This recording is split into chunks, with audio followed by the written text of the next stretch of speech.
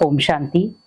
नवरात्रि पूजा की हर कोई अपने अपने तरीके से विधियां करता है और जब हम नवरात्रि की पूजा करते हैं तो उसमें विशेष कुछ चीजों का ध्यान भी रखते हैं। और कई बार आपने देखा होगा कि जब हम नवरात्रि की पूजा करते हैं तो हमारे अंदर कुछ कामनाएं भी होती हैं कि देवियों से हमें ये मांगना है, देवियों से हमें ये कराना है, हमारे घर में देवी आ रही है तो मुझे उससे ये लेना है।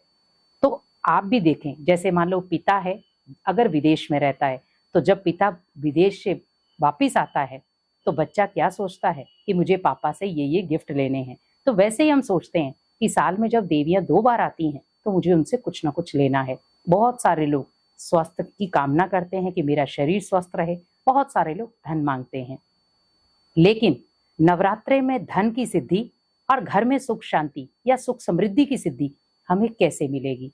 क्योंकि जब हम नवरात्रे में बहुत सुंदर विधि से देवियों की आराधना करते हैं बिना किसी कामना के, क्योंकि देवियां भी आपकी मनोकामनाएं तब पूरी करेंगी जब आप निस्वार्थ भावना के साथ उनके कार्य करेंगे।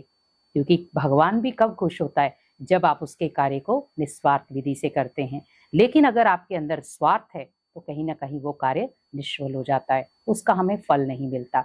तो ये 5 चीजें आपको करनी है जिससे आप घर में नवरात्रे के दिनों में धन की सिद्धि भी ला सकते हैं और घर में सुख समृद्धि भी ला सकते हैं।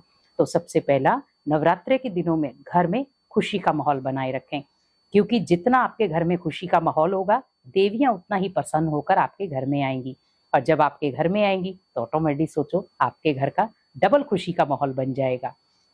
दूसरा, खान पान की शुद्धि का ध्यान रखें, क्योंकि नवरात्रे के दिनों में विशेष कहा जाता है खान पान की शुद्धि।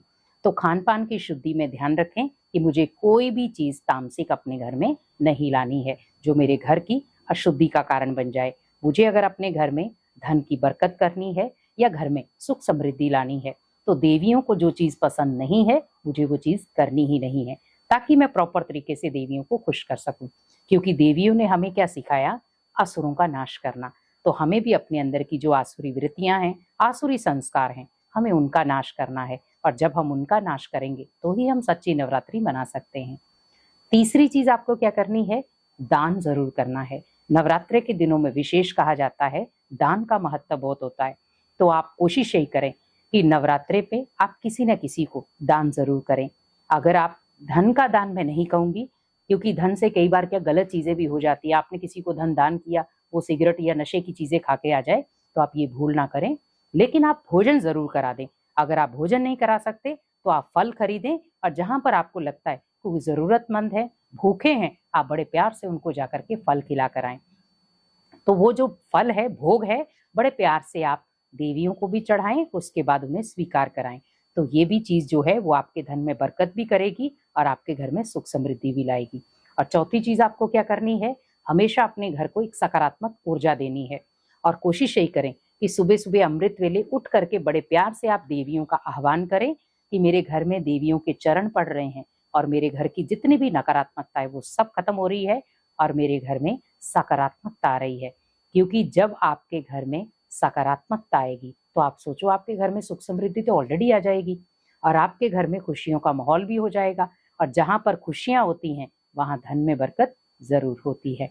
और लास्ट 5वां है, हमें ध्यान रखना है कि हमें पूरे दिन में देवियों का हम सिमरन कर रहे हैं, पर देवियों के साथ साथ आप शिव भगवान का भी सिमरन करें, क्योंकि शिव के साथ ही शक्तियों का जुड़ाव होता है।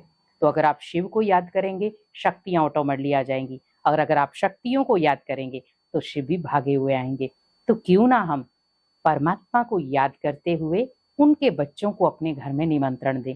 तो जैसे जैसे शक्तियों ने पूरी दुनिया के आसुरी वृत्तियों के लोगों का संहार किया, वैसे ही मुझे भी अपने अंदर की कोई ना कोई बुराई को देवियों के आगे अर्पित करना है। क्योंकि जब हम अपने अंदर की कोई ना कोई बुराई को देवियों के आगे अर्पित करेंगे तो ही हम 9 देवियों का महत्व समझ सकते हैं और नवरात्रे को एक विधि पूर्वक संपन्न कर सकते हैं। तो हमें भी ध्यान रखना है, अगर हमें धन में बरकत चाहिए, घर में सुख समृद्धि चाहिए, तो विशेष ध्यान रखें कि मुझे अपने घर में खुशी का माहौल लाना है, अपने घर में विशेष भोजन का ध्यान रखना है, बड़े प्यार से शिव भगवान को और देवियों को निमंत्रण देना है, घर में सकारात्मक ऊर्जा रखनी है और स्पेशली अमृत वेले विशेष देवियों का आह्वान करें, जिससे आप इन नवरात्रे के दिनों में अपने घर में सुख समृद्धि भी ला सकते हैं और धन में बरकत भी हो जाएगी। ओम शांति।